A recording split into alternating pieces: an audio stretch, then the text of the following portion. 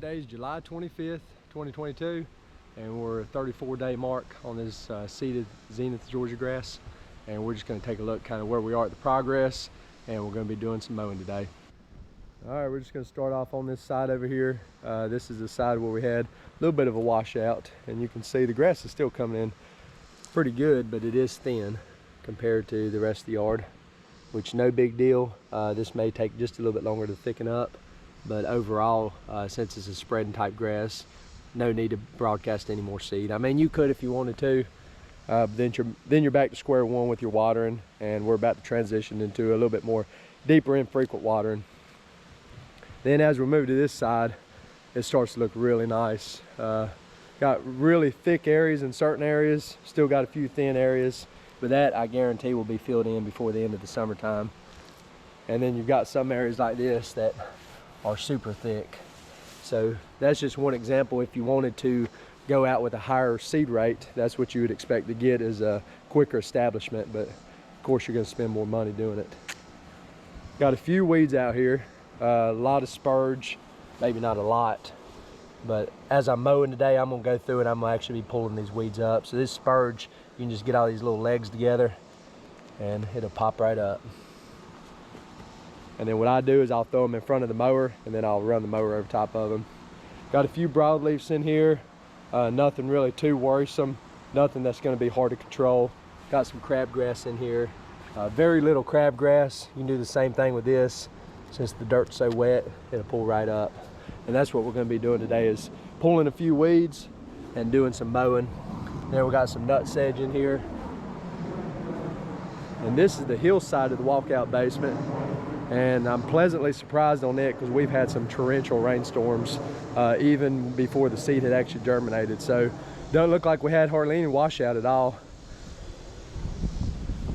So this is an area of crabgrass that's right beside the zoysia. That's going to be in a landscape bed. You can imagine what the yard would look like had we not controlled the crabgrass. So that's one area that I have not been doing anything to. And overall, we've got very little weeds out here. You can see a few of them popping up above the zoysia.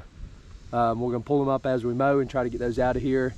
And hopefully after this time, maybe the next time, we probably won't have to pull anymore as the zoysia starts to thicken up.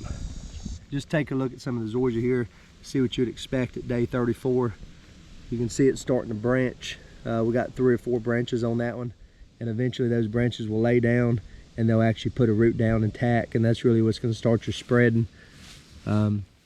I don't see too much of that going on here yet, but it won't be long before we start seeing runners in here.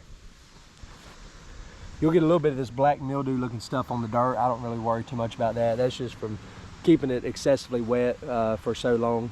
That's no big deal at all. All that will go away. And as far as I can tell, it's not really detrimental to anything.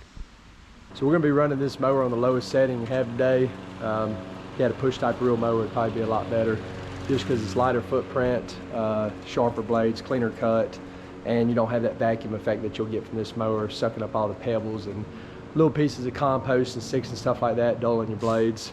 Got the bagger on there. The only reason I'm running the bagger on this machine today is just because I want to suck those weeds up as I hand pull them when I mow it. And you'll see as we go along through here mowing that I'll stop every once in a while and reach out and pull whatever weeds I can get. And after doing this a couple mows, you won't have to do it anymore. One thing I try to think about while I'm mowing the first couple times, don't really care about striping or anything like that, but mainly just my turns. When I get to the end, I'll try to turn it as delicately as I can. More than likely you're going to leave some tracks in here just because you've been watering it so much, and there's not a whole lot of root system there to keep it firmed up on the ground. So don't really worry too much about sinking the tire tracks in the ground, because eventually when you start mowing with a bigger mower, or you get some rain or whatever, all that will eventually settle out. You see, here's about what we're cutting off today. This has been cut. We're down to about 1 inch, 1.25 inches, and then right here we're probably some blades are probably 4 inches tall. We're at 3 for the majority of these real thick areas.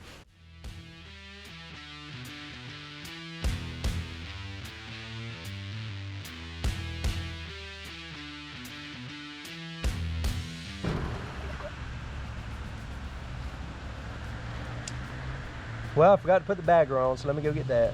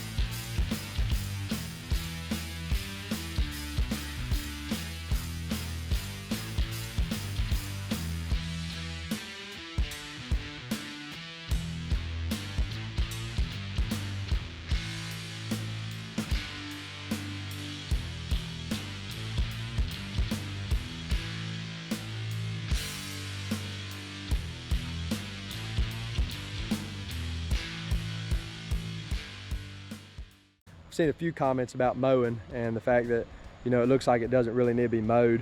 And some of the spots definitely needed to be mowed because we took it from anywhere from 3 inches down to an inch, but there's a lot of spots that just barely get clipped, maybe 1/8 of an inch or so, and that's really all it takes to stimulate the growth. It's not really a requirement to come out here and mow it, but the more frequently you mow it, the more frequently you're going to stress it out, and it's going to cause it to go into kind of overdrive on the growing and spreading. So mowing it and fertilizing it and watering it are the 3 keys to getting the zoysia to fill in. And if the more you do it, the quicker you're going to get the end result. So if you don't do it, you'll probably see the same end result. It just may be next year sometime as opposed to this year. So we're trying to give it every possible advantage we can to get it to fill in as quick as possible.